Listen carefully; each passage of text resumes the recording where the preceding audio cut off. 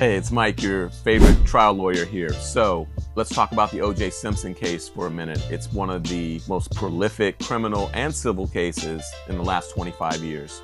And people often ask, how do you get two different results in a case? Meaning O.J. was found not guilty criminally, but then he was found liable civilly in civil court. So how does that happen? Well, the way it happens is that in criminal court, there is a different standard, which is the prosecution has to prove their case beyond a reasonable doubt. And so what that means is there can't be any doubt in the minds of jurors about guilt or innocence. O.J. was found not guilty in that case, as opposed to the civil case, whereas the burden of proof is by a preponderance of evidence. What it means is that we say that if you look at it as a scale, that if the scale slightly tips in favor of being liable, and you have the requisite number of jurors that support that, then he will be found liable in a civil court, in his case for wrongful death. So that is how you arrive at two different results. The fact that O.J. was probably the most beloved celebrity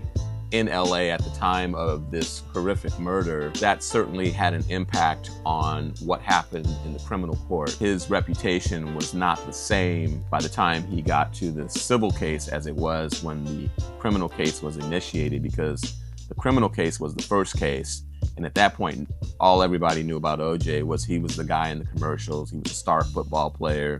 He carried the Olympic torch, USC star, a track star as well. So that's sort of the difference between the two cases. And then by the time he got to the civil case for wrongful death, what people in LA understood at that point was that he had a history of domestic violence. And also there was a lot of evidence that had come out in the criminal case that certainly painted a different picture of O.J. as opposed to the person that was the star in LA, celebrity actor.